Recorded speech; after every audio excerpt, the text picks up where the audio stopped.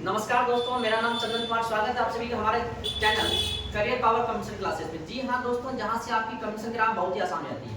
तो आज की इस वीडियो में हम लोग समझेंगे कि सीटेट 2026 का पैटर्न क्या है, क्या रहेगा एग्जाम का तरीका, किस विधि को अपना के हम एग्जाम को आसानी से क्लियर कर सकते हैं। जैसा कि आप लोग जान रहे हैं दोस्तों कि सीटेट का एग्जाम अब हर बार साल में 2 बार कराने का बात किया गया था, लेकिन अब जैसा रणनीति देखा जा रहा है उस हिसाब से ये अनुमान लगा सकते हैं कि सीटेट का एग्जाम प्रत्येक साल में 2 बार पॉसिबल नहीं है। तो उसको ध्यान में रखते हुए हम लोगों का सीटेट जो फरवरी 2026 में 8 तारीख को डिसाइड किया गया है, उसको पास करना बहुत ही आवश्यक हो गया है। अगर आप इस विधि को अपनाएंगे जो कि हम बताने वाले हैं, तो इसको अपना के आप आसानी से सीटेट को पास कर सकते हैं। तो जानते हैं दोस्तों कि सीटेट का क्या रहने वाला है पैटर्न। तो देखिए, जैसा आप लोग जान रहे हैं दोस्तों, सीटेट में सबसे पहले आपका 5 पेपर आता है। 5 पेपर में सबसे पहले आपका एक सीडीपी रहता है दोस्तों। सीडीपी का मतलब होता है बाल विकास, जिसमें कि हमको समझना होता है कि बच्चा का विकास कैसे होता है, बच्चा कैसे चीजों को जानते हैं, कैसे चीजों को सीखते हैं, बच्चा किस अवस्था में कैसा व्यवहार करते हैं, इसके बारे में जानना ही बाल विकास कहलाता है। बाल विकास से दोस्तों आपका 30 नंबर रहने वाला है, जो कि रहेगा आपका पूर्णतः एक पैटर्न पर रहता है। अगर आप उस पैटर्न को समझ पाएंगे तो आसानी से आप सीडीपी का क्वेश्चन को सॉल्व कर पाएंगे। अगला आपको एक गणित का पेपर देखना होता है दोस्तों। गणित में जो है आपका बहुत ही बेसिक लेवल से क्वेश्चन रहता है, आप आसानी से उसको कर सकते हैं। गणित में 30 नंबर का सवाल रहता है, जिसमें कि 2 भागों में बटा हुआ है। 15 नंबर जो रहता है दोस्तों आपका ये कंटेंट से रहता है, जिसमें कि बेसिक सवाल रहता है आपका मूलभूत रूप से कर सकते हैं, जोड़ घटाव मूलभूत कर सकते हैं, कुछ मेंसुरेशन से रहता है, कुछ आपका एचसीएफ एलसीएम से रहता है, कुछ टॉपिक बटे हुए हैं, जिसमें से 15 नंबर आपके यहाँ से रहने का संभावना है।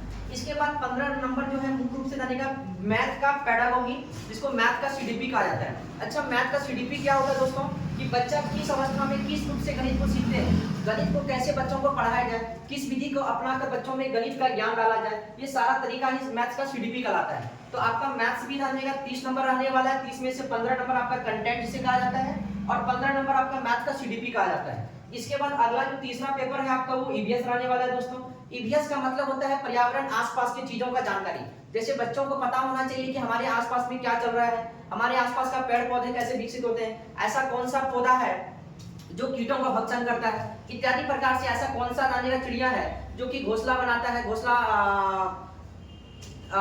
पत्ते को सील के घोंसला बनाता है। ऐसे कई सारे चीजें हैं जो कि आप जानने का यहाँ से सीखना पड़ेगा। तो ईवीएस में आपका 15 नंबर कंटेंट से रहेगा दोस्तों और 15 नंबर आपका सीडीपी से रहेगा। अगर बात किया जाए कि ईवीएस का सीडीपी क्या होता है, तो भाई ईवीएस का सीडीपी होता है कि बच्चा में कैसे ज्ञान डाला जाए, क्या बताया जाए बच्चा को, क्या सिखाया जाए, जिससे बच्चा अपने पर्यावरण के प्रति प्यार स्थापित करे, पर्यावरण के प्रति जानने का एक समायोजन सेट करें, क्या तरीका अपनाया जाए जिससे बच्चा ये जान पाए कि पर्यावरण के प्रति कैसे रहने का, अपने चीजों को बढ़ावा दिया जाए। ये सारा चीज क्या है आपका ईवीएस के अंदर आता है। इसके बाद दोस्तों 2 प्रकार का लैंग्वेज आता है, जिसमें एक लैंग्वेज आपका हिंदी का आता है। हिंदी में आपका 15 नंबर और फिर 15 नंबर, यहाँ से भी 30 नंबर आता है दोस्तों। तो 15 नंबर ये आपका कंटेंट माना जाता है, जो कि 2 भागों में बटा रहता है, गद्यांश और पद्यांश। एक आपको गद्य के रूप में देगा, कहानी के रूप में देगा, और एक आपको पद के रूप में देगा, जो कि एक कविता के रूप में रहेगा। तो इसको सॉल्व आपको पढ़ना है और उसी से रिलेटेड क्वेश्चन दिया रहता है, उसको सॉल्व करना है। ये 15 नंबर रहता है। इसमें थोड़ा सा ध्यान ये देना पड़ता है दोस्तों आप लोगों को कि जो इसमें 2-3 नंबर जो रहता है ये आपका ग्रामर से रहता है कि संधि क्या है, समास क्या है, प्रत्यय क्या है, उपसर्ग क्या है, इन चीजों को भी थोड़ा ध्यान देना पड़ेगा। और 15 नंबर पूर्णतः आपका सीडीपी से रहता है, हिंदी सीडीपी। बच्चों में हिंदी का ज्ञान कैसे बढ़ाया जाए, बच्चा हिंदी को किस प्रकार से सीखते हैं, बच्चा जानू के साथ किस प्रकार से नई चीजों को अनुसरण करते हैं, ये सारी चीजों का जानकारी हिंदी सीडीपी कराता है दोस्तों। इसके बाद अंत में अगर हम लैंग्वेज का बात करें तो ये आपका ऑप्शनल होता है, आप इसे कोई सा भी सिलेक्ट कर सकते हैं। भारतीय संविधान के 8वीं अनुसूची के अनुसार 22 भाषाओं का जिक्र किया गया है। 22 भाषाओं में से आप कोई सा भी एक भाषा सिलेक्ट कर सकते हैं, जिसमें आपका चाहे तो इंग्लिश रख सकते हैं, चाहे तो संस्कृत रख सकते हैं, चाहे तो उर्दू रख सकते हैं। इस प्रकार 22 भाषाओं का चर्चा किया गया है, जिसमें रहेगा आपका 15+15 का पैटर्न रहता है। 15 नंबर जो रहेगा दोस्तों ये आपका पूर्णतः वही आपका कंटेंट से रहेगा। कंटेंट बोले तो गद्य और पद के रूप में रहेगा, जिसमें कि 8 नंबर ये आपका रहेगा गद्य के रूप में रहेगा, कविता कहानी के रूप में, और 7 नंबर आपका पद के रूप में रहेगा, कह सकते हैं कविता के रूप में। तो यहाँ पर भी आपका 15 नंबर कह सकते हैं गद्य और पद का है, जिसमें 2-3 क्वेश्चन यहाँ पर भी आपका हिंदी या इंग्लिश ग्रामर से रहेगा, जो सा लैंग्वेज आप चूज करिएगा। और 15 नंबर थानेगा उस भाषा से रिलेटेड पैडागोगी होगा।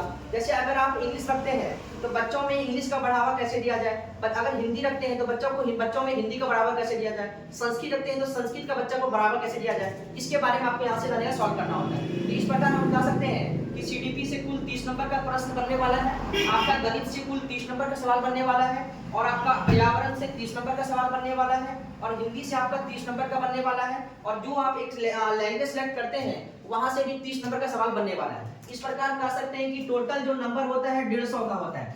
150 नंबर का परीक्षा होगा दोस्तों, और इसमें जो आपको समय दिया जाएगा ये समय आपका 2.5 घंटे का रहेगा। समय रहेगा आपका कितने घंटे का? 2.5 घंटे का। और आपको अगर देखा जाए कि कौन सा कैटेगरी को कितना नंबर लाना पड़ता है जिससे उसको सीटेट पास का दर्जा मिल जाता है, और सीटेट उसको एक सर्टिफिकेट इशू करती है। तो अगर आप एससी में आते हैं, एसटी में आते हैं या ओबीसी में आते हैं तो इसके लिए आपको 82 नंबर लाना होगा, और अगर आप जनरल कैटेगरी से आते हैं दोस्तों तो इसके लिए आपको 90 लाना पड़ेगा।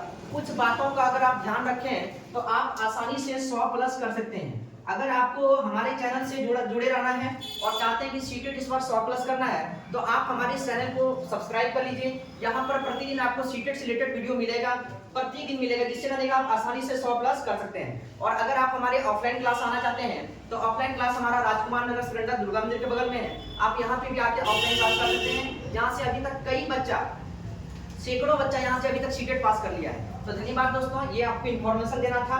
और अगर आपको जानकारी अच्छा लगा हो तो हमारे चैनल को लाइक करें, सब्सक्राइब करें। थैंक यू दोस्तों।